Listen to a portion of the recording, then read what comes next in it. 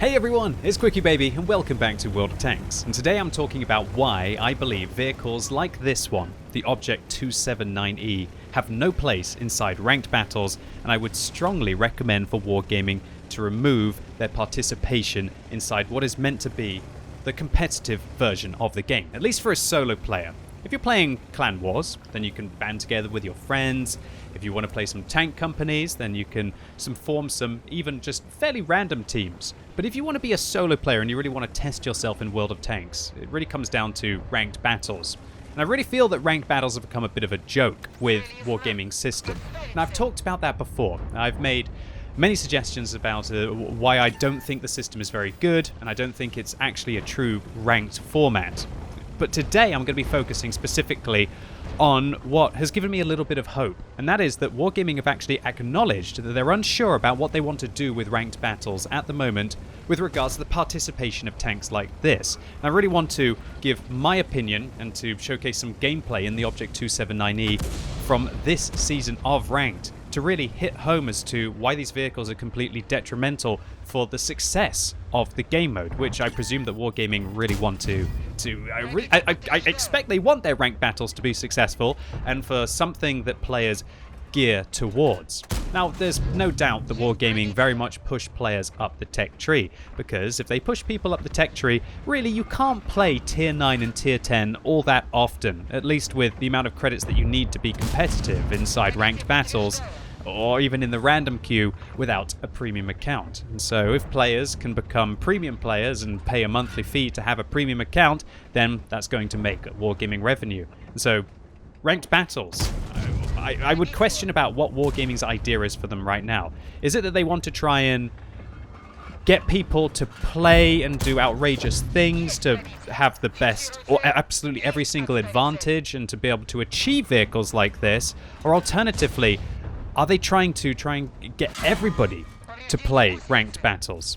And I strongly feel that vehicles like the one that I'm playing now, the Object 279E, which I think 90% of the player base is probably never going to be able to achieve, even if they try their hardest to be able to unlock it over many months, is preventing a huge amount of the player base from actually participating competitively inside the game mode. I would go as far as to say that I would expect that maybe there's a lot of you out there who are watching this video today who have maybe tried ranked battles, thought it was absolutely garbage, got demolished by a vehicle like this, or got demolished by a vehicle like the Chieftain, the Donker, the FE4201, whatever you want to call it, the Clan Wars Reward Tier 10 British heavy tank.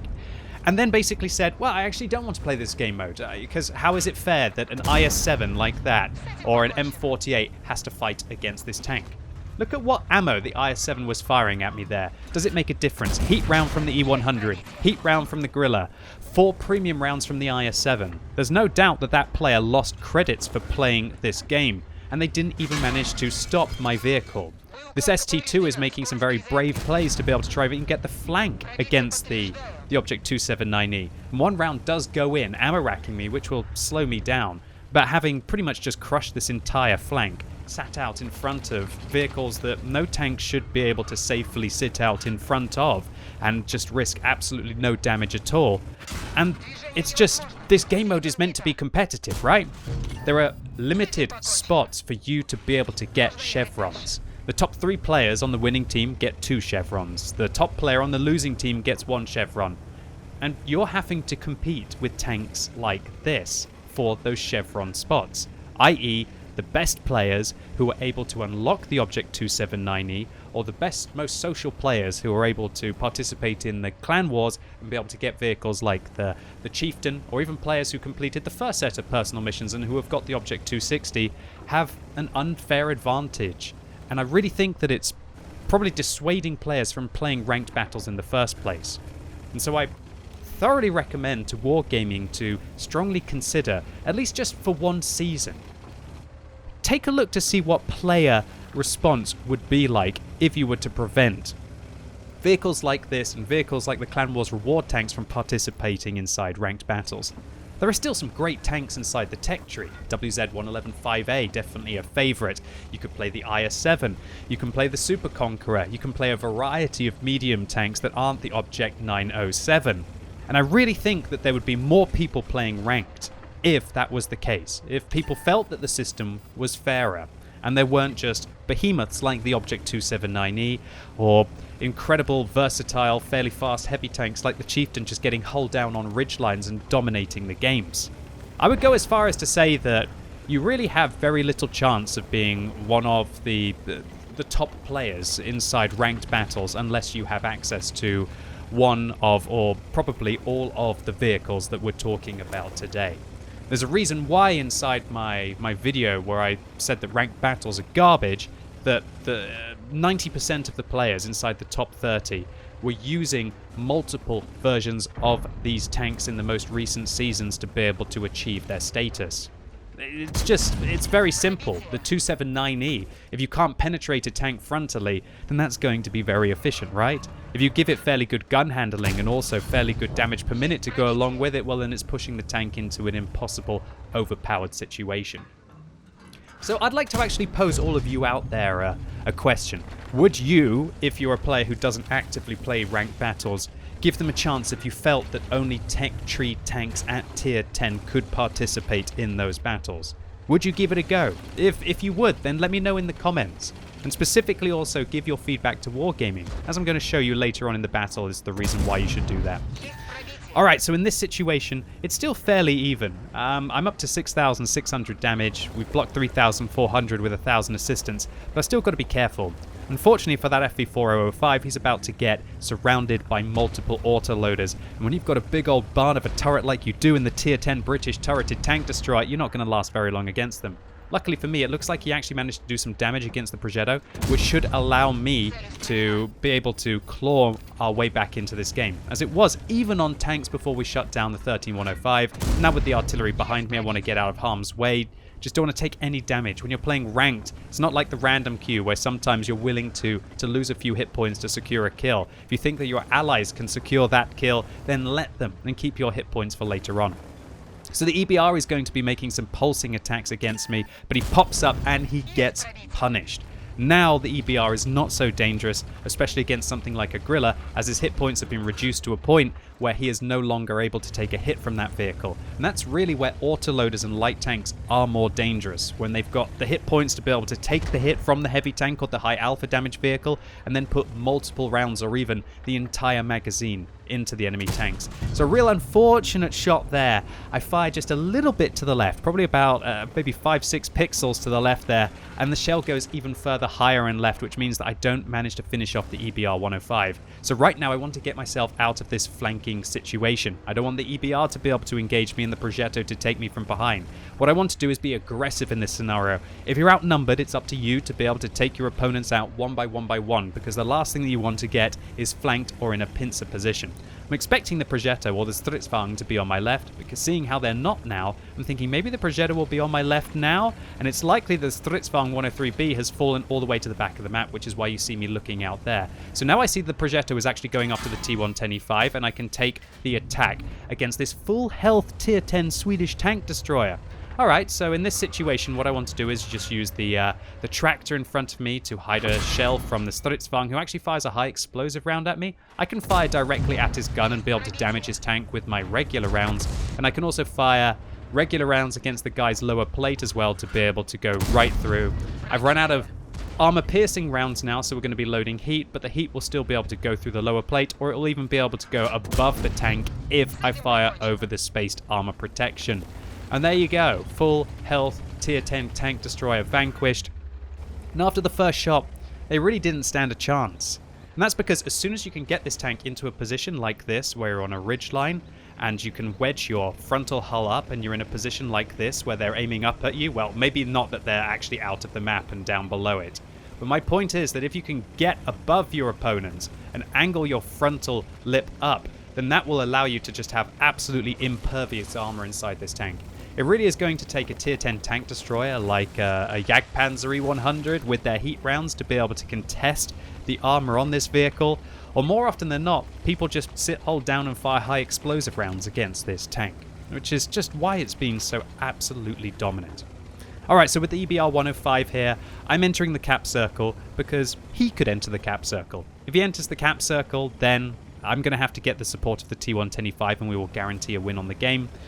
But also right now, the only thing that worries me is if the guy tries to interrupt me while I'm right towards the end of it. So I'm aiming where I think the EBR would come from. I'm having a quick look to the right to try and reassess about whether he's going to swing up from there. But I really think that the player will come from the left here, up over towards the back of the Bat Chatillon 15558. But actually, he's on my right. I swing my gun around, and unfortunately, I get some bad luck, unable to shut him down, but luckily, the T125 covers it.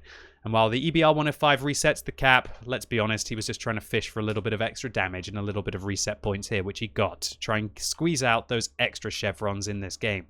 And was it any surprise that the Object 279E, with its just monstrous armor here, would be able to punch well above its weight and secure a fantastic impact in this game? There's not really too much to say here. 8,600 damage, 1,454 base experience, and a third of the enemy team killed inside ranked. We broke even on credits, but that's only because I was running a credit booster at the time with a premium account. And I didn't really even do anything too special inside this game. This vehicle is just a fearsome grinder with every advantage that it needs to be able to push aside all of the enemy tanks.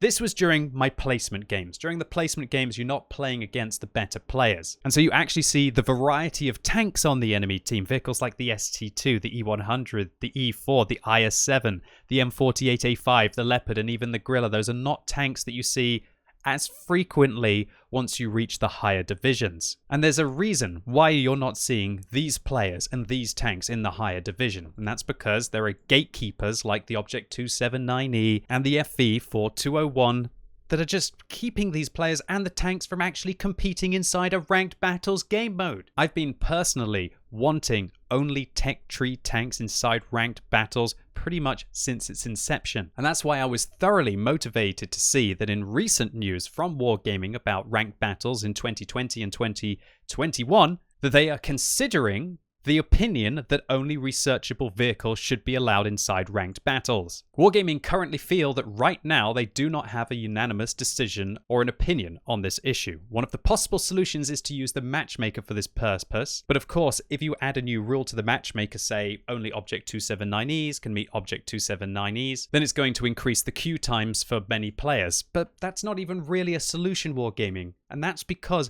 players are competing for chevrons. And if the Object 279E player is willing to sit there for 5 minutes or 10 minutes to be able to get into a game, then all of the other players are competing with them. For the very fundamental of ranked to work, all of the tanks have to be loosely balanced against each other. And unfortunately, the top tier reward vehicles are just not balanced. And so currently Wargaming are calling for the developers and the players to come to a consensus on this issue. And I thoroughly recommend for all players out there who maybe have not been playing ranked because there have been these very unbalanced tanks inside the game mode, to deliver your feedback as constructively as possible. And on the other hand, I would also recommend for all players out there who want to have the Object 279E and the Clan Wars reward tanks playable inside ranked to also submit your feedback as well, because it would be unfair if I only called for an opinion that matched my own. And for all of you out there who wonder, well, why would I want to not be able to play a tank that I've worked to earn inside the game mode?